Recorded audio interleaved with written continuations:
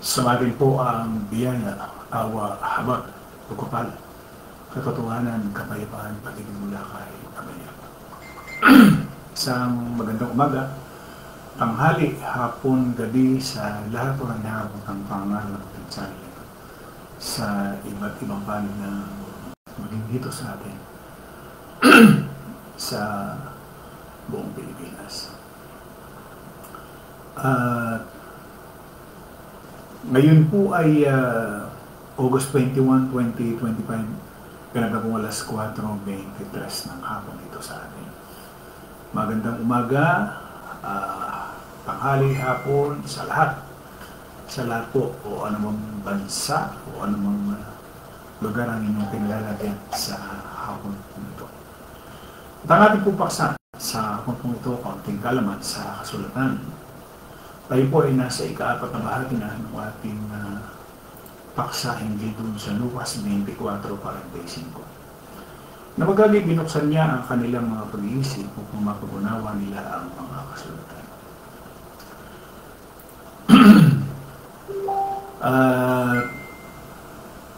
Muli tayong pasalamat kay Bayahawa sa buhay na ibinahagi pa niya sa atin sa hapon po ito. No? Patuloy na kalooban niya ang mangyari magmula kaninang umaga hanggang sa oras at sandali po ito. Ganoon din po naman sa lahat po ng ating mga manunood, sa ating mga subscribers. Loobin po ni Bayahawa na magbukas siya ng pag-iisip, pangunawa, buksan ang puso upang maunawaan ang ating pong napapakinggan at napapanood. So magandang hapon po sa lahat, maging sa ating mga viewers. Sister Ging Macar, magandang hapon. Sister Lori Calderon, Brad Emiliano Umali, Sister Loren Paulan Fernandez, Sister Cristina Juarez, Joel Suela, Juliet Umali, Sister Vivian Bandoho Mana, Fortunato Juarez, Brad Sam Rotoni, magandang hapon.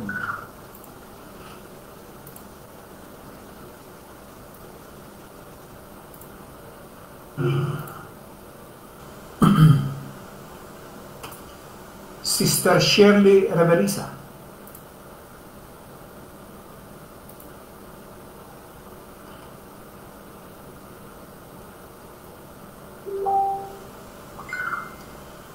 Brad Noli Tungkua, Sister Lori Calderon, Sister Rosely Bandoho.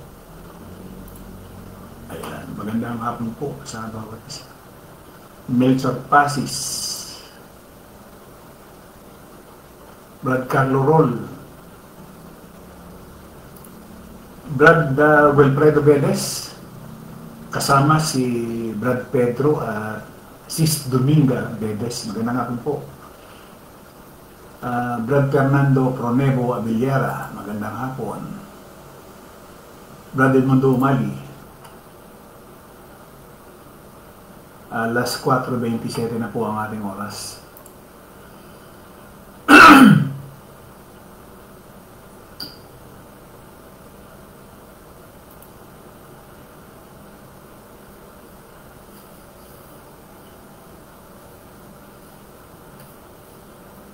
So, ang gagawin natin ngayong hapong ito ay magbalik basa. Ano yung sabihin ng balik basa? Kasi meron na tayong mga nababasa ng mga panahong una-una. Babalikan lang ho natin ang basa para baka loobin ni Bayahawa na mabuksan. At yung iba naman ay madagdagan ng kaalaman, ng karunungan. Kasi pinakamahirap sa lahat yung katulad nung nangyari sa ating sarili yung una. Nagpapakahirap tayo nung panahong mga kasabayan ko, mga 80s, ano. May mga gabi pa na inaabot dun sa tinatawag ng mga worshiping, ano. Tuwan-tuwa, galak na galak. Niisip namin, nung una na yun, yun na. Pero pasimula pa lang pala yun, nung Kalbaryo. Pasimula ng pahirap. Siyempre, relihiyon yun eh. Dito naman sa mundong ito, lahat naman ng mga relihiyon, magmula nung panahon ng unang siglo nang dumating ang Kristo, marami ng relihiyon na dinatnan siya. So makikita natin na talagang puro pahirap ang ginawa maging gobyerno ng Roma. Kaya nga inaasam-asam nila ay may isang Mesiyas na magliligtas sa kanila sa bagsik ng gobyernong Romano noong unang siglo. Nagkamali ho sila ng tuos kasi iba ang naging pakay ng Kristo. Hindi nila inaasahan. Iba yung kanilang naging tuos, ano. Kasi nga, panglaman ang nasa isip kasi ho ng mga tao ng panahon na yun. So sa panahon natin ngayon, gusto kong balikan yung nangyari nung unang siglo, sariwain, at baka naman loobin ni Abay Hawa. Na, kumbaga, balikan nga muna natin saglit, no? Yung nangyari nung unang siglo. Tingnan natin, at baka merong sabi nga ho ay himala na mangyayari, no? Although sa ating mga kapatid naman, meron naman talagang binago ho dito sa Kapulungan. Meron na ho talaga. Meron. At ako na ho mismo yung nagpapatotoo na dito sa Kapulungan meron talaga hong mga binago. So, punta na ho natin, ano? Ayan.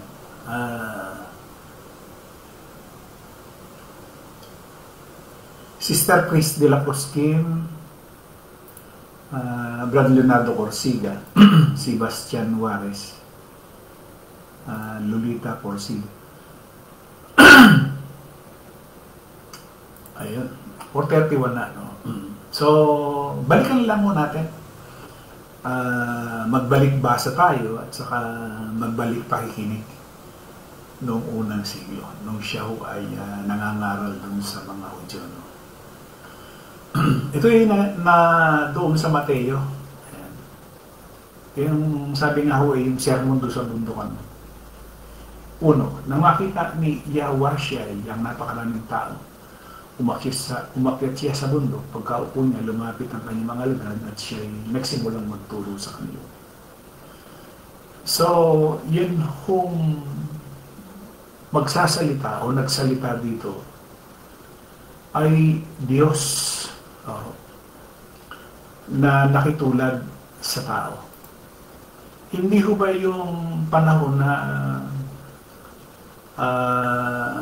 sa talaho kasi ni Mateo, yung nagsasalita at yung nagtuturo ay Diyos na nagsasalita, ngunit hindi nasa pamamagitan ng isang kinasihang personalidad na tao tulad ni Jeremias, na mga propeta, Propeta Jeremias, Propeta Isaias, o si Samuel. Ngayon, ang katotohanan ay yung Diyos nagsasalita sa pamamagitan ng eksaktong personalidad ng Diyos. Bakit to? Doon sa Colossus 2:9 ang nakalagay, ganito sabi ni Pablo. Sapagkat sa kanya'y nananahan ng buong kapuspusan ng pagkadiyos sa kahayagan ayon sa laman. Tingnan ninyo ito. Hindi na po nauno maraming Hudyo noong panahon na yun. Na yung nagsasalita pala noong panahon na yun ay Diyos. Nasa kanya kasi yung kapuspusan ng pagkadiyos sa kahayagan sa laman. ayon sa sulat ni Pablo. Kaya nung magsimula na siyang magsalita,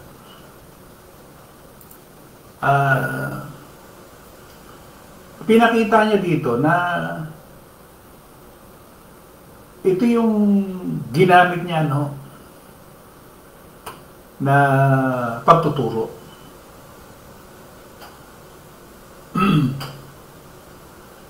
Kasi sabi niya sa 3, no, pinagpala ang mga taong walang inaasahan kundi ang Diyos.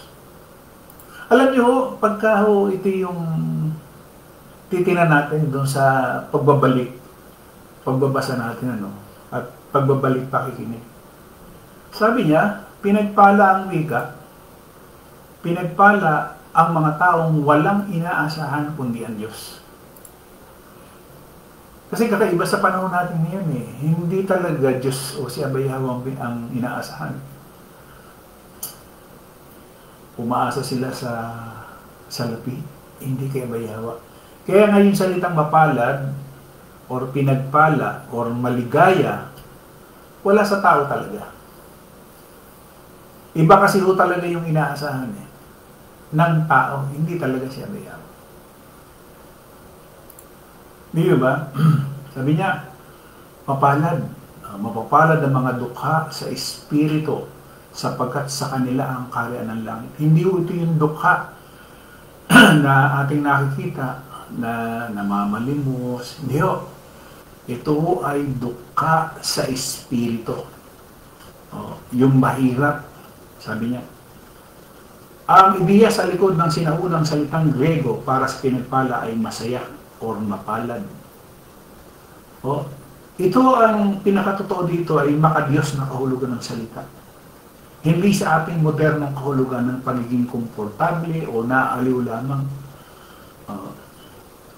Ang parehong salita para sa mapalad na sa kahulugan ay nangangahulugang maligaya ay inilapat mismo kay Abay Yahweh. Sa unang Timoteo 1:11, ano nakalagay dito? Ayon sa Ebanghelyo ng kaluwalhatian ng mapagpalang Diyos. Meron yung mapagpalang Diyos. Yung salitang pagpapala, ikinakapit doon sa mapagpalang Diyos. Ano?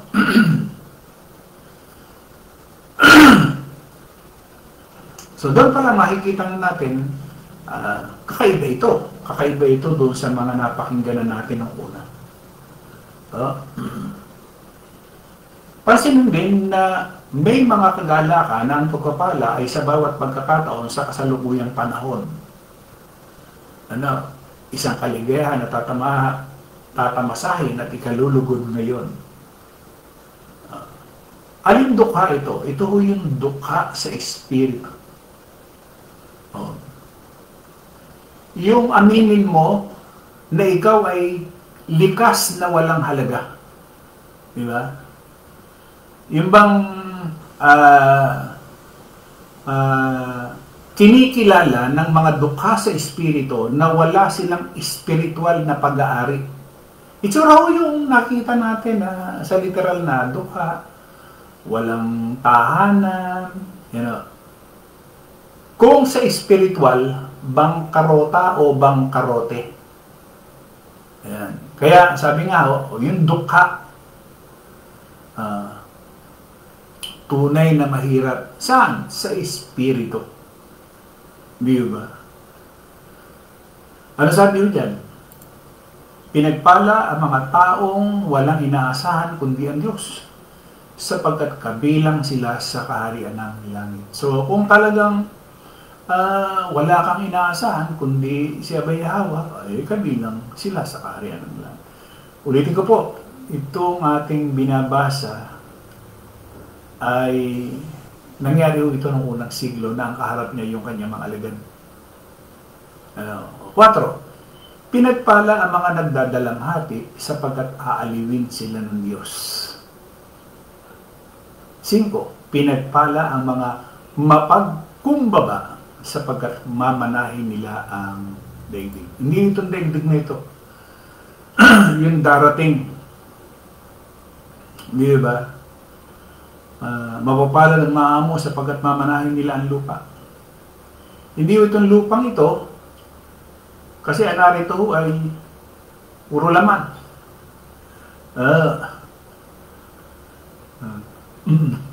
So, mapapalad yung maamo, sabi niya. Says, pinagpala ang mga may matinding hangarin na sumunod sa kalooban ng Diyos. So pagka ikaw, matindi yung hangarin mo na sumunod sa kalooban ni Abayawa, pinagpala ka. Bakit? Sapagkat sila'y bibigyang kasiyahan ng Diyos. Liwanag na. 7. Pinagpala ang mga mahabagin sapagkat kahahabagan sila ng Diyos. Dito sa puntong ito, sabi niya, mapalad ang mga mahabagin o pinagpala ang isang mahabagin. Paano kang kahabagan ni Abayhawa kung wala kang habag sa iyong kapwa? Di ba? Kasi marami sa tao, wala talagang habag. Ipinakita ho yan sa atin ng mga reliyon na talagang ang mga puno ng reliyon, wala silang habag doon sa kanilang mga miyembro. So, paano silang kahabagan ni Abayhawa? Ganun din, sa kapulungan. Tandaan natin, mga alagad ng kanyang pinagsasalitaan dyan o pinamangaralan dyan. Mapalad ang mahabagin, kahabagan sila ng Diyos. Paano kung hindi ka mahabagin? O hindi ka rin kahabagan. Di ba? Marahil itong iniisa-isa natin na ito, matagalan nating narinig ito eh. Di ba? Matagal na nga natin itong nababasa eh. Di ba? Mapalad ang mahabagin. Kapag ang kapurihan ito ay tumutugon sa mga magpapakita ng awa, ito ay nagsasalita sa mga nakatanggap na ng awa. Ito ay awa na mawala ng iyong pagmamataas at dalhin sa kahirapan ng Espiritu. Ito ay awa na dalhin sa pagluluksa sa iyong espiritual na kalagayan. Awa ang tumanggap ng biyaya ng kaamuan at magiging banayan. Awa ang magutom at mauhaw sa katuwiran.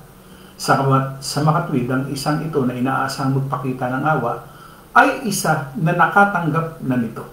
Ibig sabihin, kung nakaramdam ka na ng awa,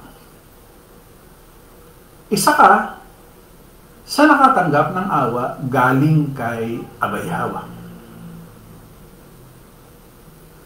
Yung naging mahabagin ka at nagpapakita nito sa mga mahihina doon sa mga mahirap.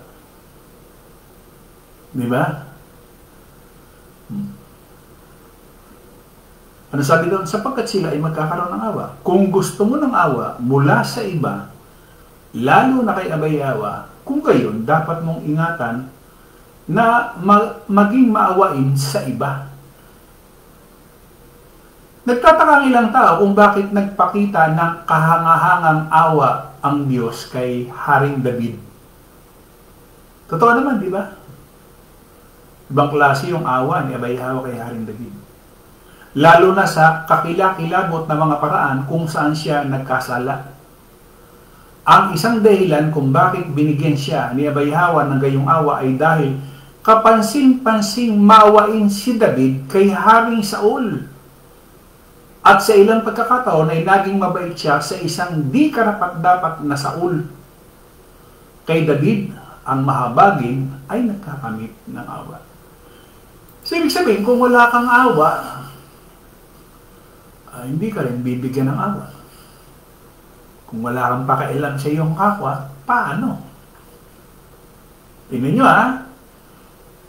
itong ating binabasa ngayon ay panahon na kung saan ang nangangaral ay ang Kristo, si Yahweh na Diyos na nakitulad. Sabi ko nga kanina, hindi na sa pamamaraan ng mga propeta na katulad ni Samuel, nila, kundi siya mismo na Diyos na nakitulad sa tao. Di ba? Ibig sabihin lang dito, kung talagang meron kang awa, kaawaan ka rin. Kung wala kang awa or habag sa iyong kapwa, malabo ka rin kaabagan eh. Kaabagan or kaawaan. Diba? Sabi niya, pinagpapala ang mga mahabagin sapagkat kahabagan sila ng Diyos. Pwede rin natin salamanin yung ating sarili dito. Meron ba tayong awa sa ating kapwa? Kung wala, baka wala rin mong awa si Abay Hawa sa atin. Pero kung tayo maawain, matindi ang awa na ibibigay sa atin ni Abay Hawa. Matindi. Pero mo, naawa ka sa iyong kapwa. Hindi lamang sa iyong kapwa, miski sa pamilya mo na lang, doon sa loob ng iyong pamilya. Minsan may mga magulang walang awa doon sa kanyang mga anak. Pero sa barkada, maawain. Pero sa loob ng pamilya, wala siyang awa. Hihingi lang yung ng anak, magkano lang hinihingi, nakasinghal pa. Hindi ba? Pero sa barkada, sky's the limit. Di ba nangyayari ko yan? Nangyayari ko yan sa isang nasa laman. Wala siyang awa doon sa pamilya. Pero sa iba, laman ho kasi. Tuloy pa natin. Pinagpala ang mga may malinis na puso sapagkat makikita nila ang Diyos. Paano Brad kung ang pusong nakalagay dyan? Sabi niya, ano ba yung sa sinaunang Grego, yung salitang dalisay na puso? Ang ibig sabihin, doon sa parilalang dalisay na puso, ay yung pagiging tuwid, katapatan, kalinawan, kadalisayan,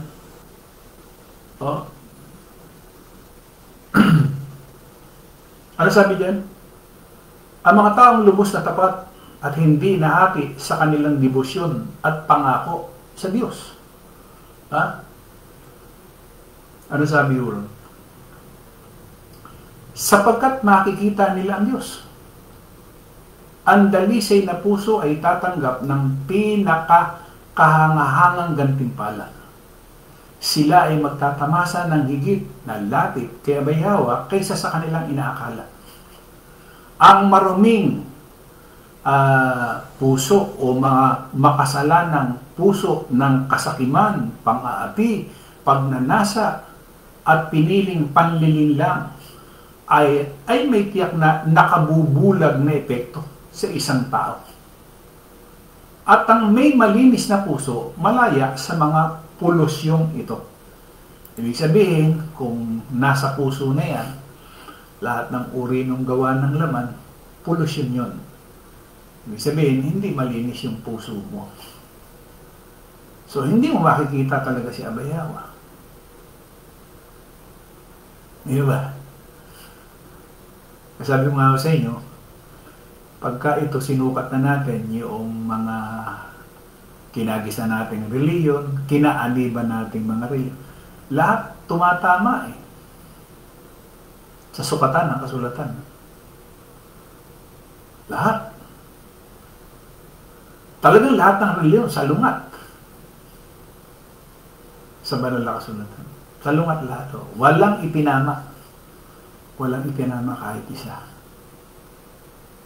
Pero niya ito, 2,000 taon na nakakaraan. Pero marami ang hindi talaga nakaunawa. Bakit?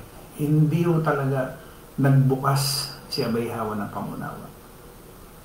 Sana, loobin niya na binasa natin ito, sabi mo kanina, balik basa, balik pakikinig tayo dun sa panahon ng Kristo noong unang siglo. O sana mayroong magbukas si Abay Hawa ng pangunawa. Yun lang sabi niya, mapalad yung mga mahabagin, kahabagan siya ng Diyos. Kasi sa habang panahon na inilagi mo dito sa mundong ito, wala kang habag. Alam niyo po bang lahat ng reliyon ay walang habag sa kanilang kapwa? Alam niyo kung bakit? Kasi kung meron silang habag sa kanilang kapwa na tinatawag na kapatid, hindi nila lulukuhin yan eh. Di ba? Hindi sila mag-iimbento ng katakot-takot na imbento pagdating sa pananalapi. Pero ba anong ginawa nila? Katakot-takot na panluloko ang ginawa dun sa kanilang mga tinatawag na mga kapatiran. Pananakot, impyerno, tatakutin kang ititiwalag. Asan yung habag? Wala eh. Sa paano kahabagan sila ni Abayawa? Lahat ng reliyon, ha? Lahat ng reliyon. At siguro yung bawat individual may kanya-kanyang reliyon niya. So sakop na yun. Hindi ba? 9. Pinagpala ang mga gumagawa ng paraan para sa kapayapaan sapagkat sila ituturing na mga anak ng Diyos. Tayo ba'y kabilang dito? Yung ikaw ay naging taga-pamayapa. Hindi ito inilalarawan ang mga namumuhay ng payapa, kundi yaong mga tunay na nagdudulot ng kapayapaan na dinadaig ang kasamaan ng mabuti.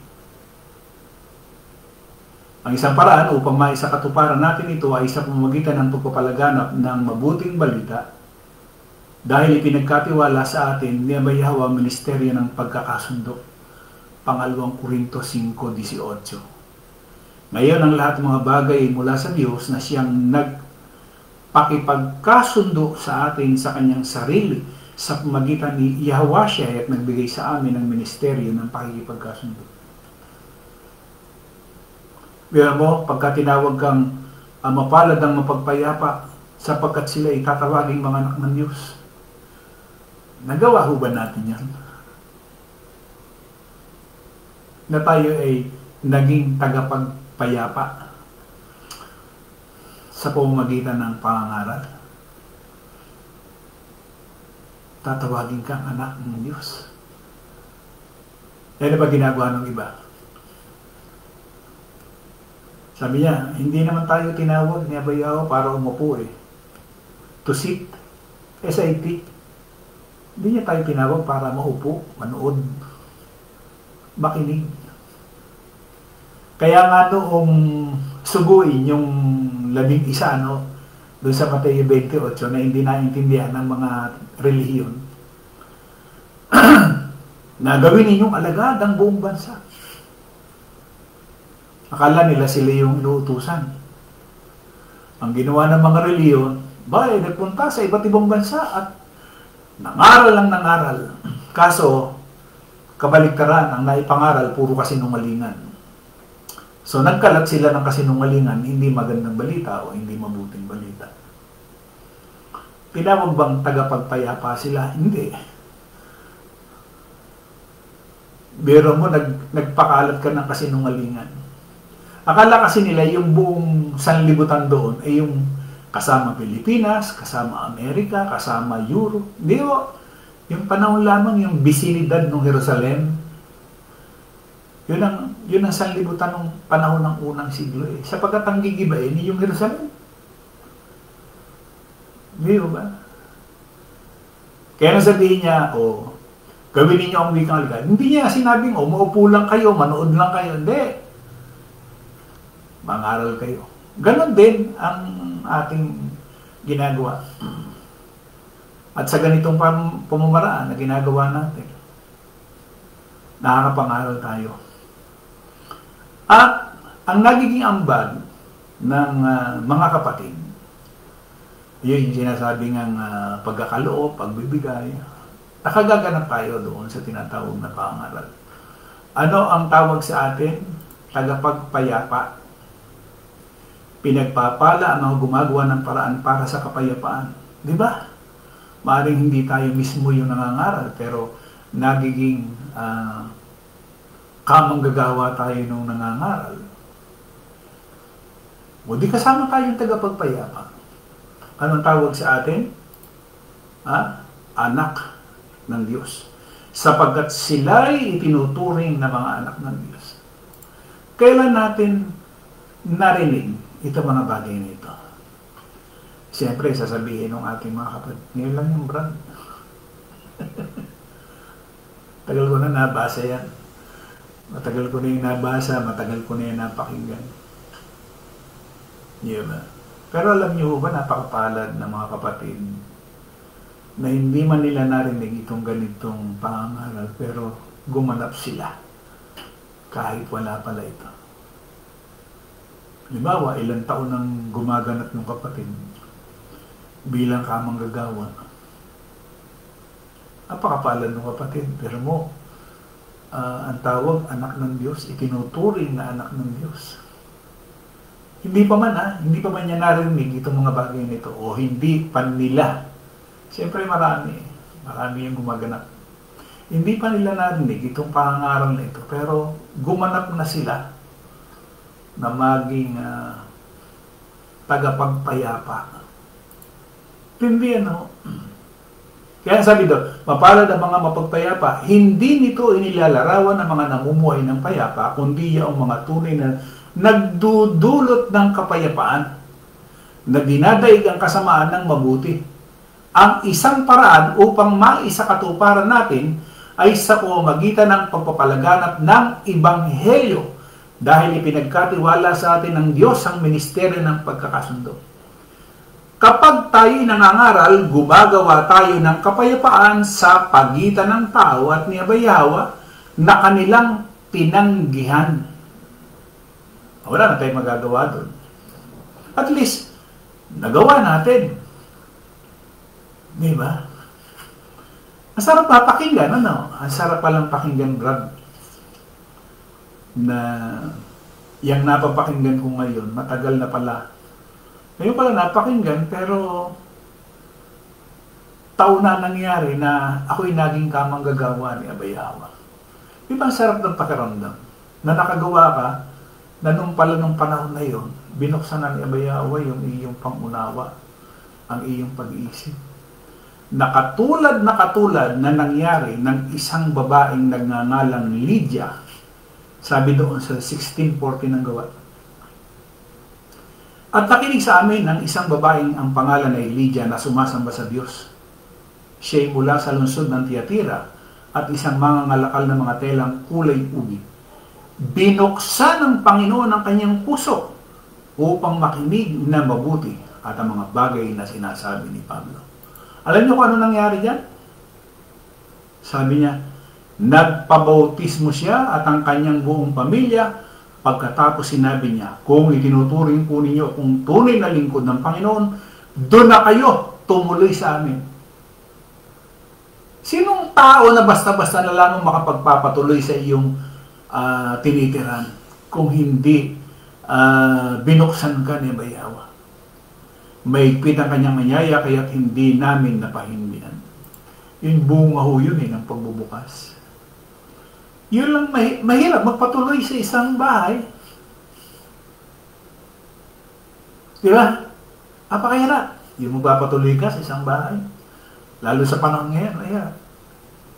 Pero alam niyo ba kung mayroong pagbubukas si Abayawa, hindi na mahirap. Kasi binuksan ka ni Abayawa. O open, bukas ang iyong tahanan. Katulad nila Marta, ni Maria. Di ba bukas yung kanilang tahanan? O ganun ho yun, mga kapatid. So, ano yung huli? Pinagpala ang mga inuusig ng dahil sa kanilang pagsunod sa kalooban ng Diyos, sapagkat kabilang sila sa kaharian ng langit. So kung inusig ka dahil sa pagsunod mo sa kalooban ni Abayawa, kabilang ka lamang dun sa kanyang kaharian. Tatandaan natin ang paghahari ni Abayawa ay hindi sa darating. Ang paghahari niya noong unang siglo hanggang sa panahon ngayon nag-ahari siya. So mali na naman ang reliyon na sinasabi mag-ahari siya sa 1,000 taon. Sobra na ho. 1,000 lang ang alam nila na pag-ahari ng Kristong darating. Pero yun, nakaka-2,000 taon na. 2025 na ngayon pa. Ibig sabihin, yung Kristong inaantay nila, Hindi pa talaga naghahari sa kanila. Samantalang, yung Kristong bumalik na sa pagiging espiritu, matagal na naghahari. 2,000 taon na siya naghahari. Kanino naghahari? Doon sa kanyang mga tinawag, doon sa kanyang mga banal.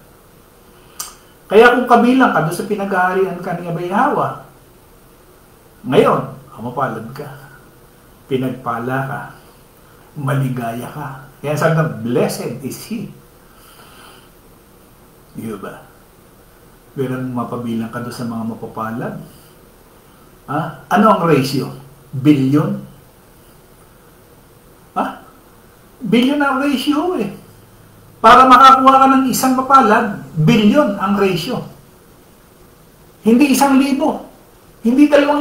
Hindi 1,000,000. Billion. Kasi sa kabuang billion, ilan? 1, 2, 3, 4, 5, 6. Mababa. Hindi ba? So, purihin si Abay Hawa sa patuloy, lalo na yung ating mga kapatid, na matagal nang binuksan ang kanilang puso, ang kanilang pag-iisip, ang kanilang mga mata at kanilang mga pandinig. Purihin si Abay Hawa. Huwag mo tayong manghimagon. Magpatuloy lang.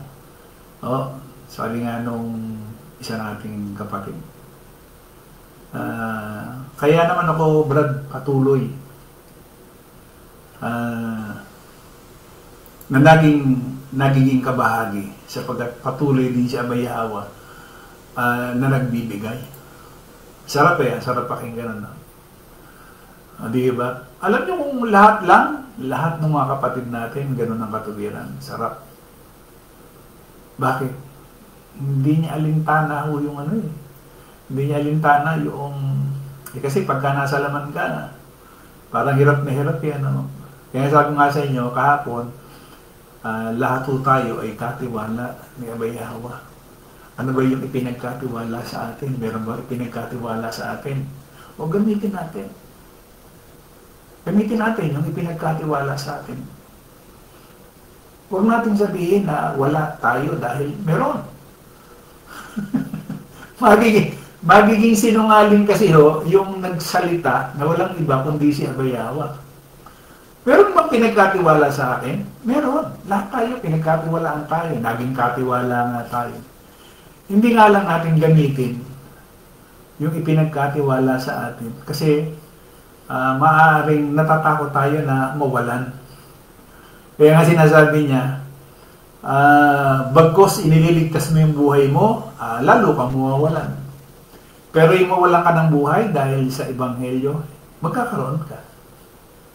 Di ba? Sana loobin ni Abay Hawa na hindi lamang noong unang siglo nagbubukas siya. Sana. Diba? Sabi mo nga, aminado naman ako dito sa Kapulungan, marami na ako dito yung binuksan. Kaya lang hindi nga lang lahat. Hindi lang. Pero marami na rin. Yun ang aking inihimok na magpatuloy. At doon sa hindi pa, manalangin ho tayo na magbukas siya. Kasi hanggat hindi nabubuksan yung ating pangunawa, patuloy lang tayo doon sa paggawa na inaakala nating tama pero mali pala. Ayan, magandang hapon po sa lahat ng ating mga unknown viewers. Sino pa ba ang aking hindi na nabasa?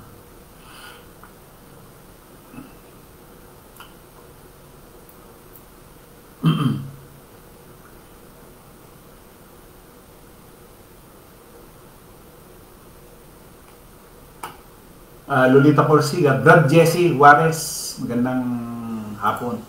Brad Nel Umali, Troy Corsiga, Shirley Bandoho Abrera, magandang hapon. Sister Maria Victoria Morales, Lisa Indinelli Corsiga, Janmer Corsiga,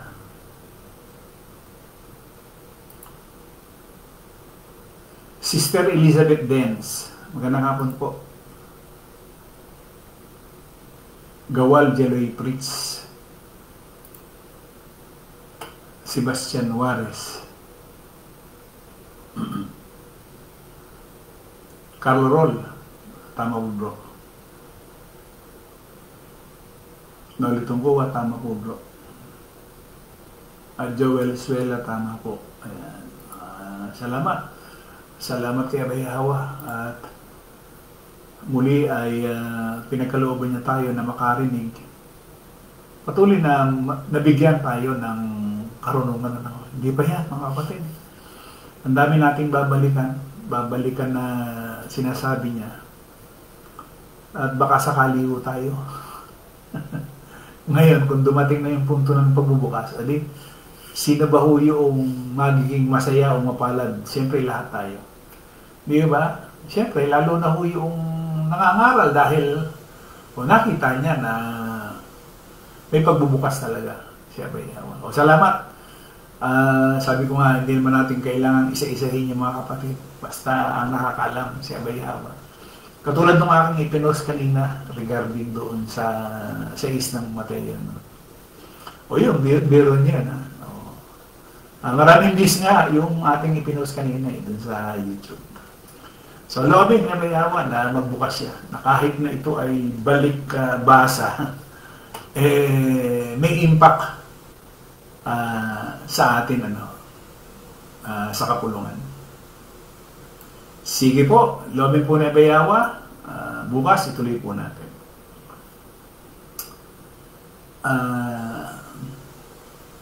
Si Sir Maria Victoria, tama po bro, tanging si Bayawa lang ang pagkakatiwalaan, second na lang yung tao. Oo, lagi nating unahin si Bayawa, miski yung sa 6:33 ng Mateo, lagi nating unahin siya. Pag nauna siya, ano ba pangailangan natin? Huwag nating baligtarin. Kasi, ang ginagawa ko kasi ng tao, ipinauhuli siya si Abay Hawa. So, lahat ng pangako niya, talagang hindi mo makikita yun. Hindi mo kukuha dahil biro mo, ang sabi niya, hanapin muna yung kanyang katuwiran, yung kanyang karyan, at yung kanyang katuwiran. Pag nahanap mo yun, lahat ng pangailangan mo, ibibigay sa iyo. Pag hindi mo siya inanap, hindi yung kanyang karyan at yung kanyang katuwiran, ay, problema malaki yun. Pero mo, nagkukumahog ka, nagpapakahirap. Di ba? Wala si Abay Hawa.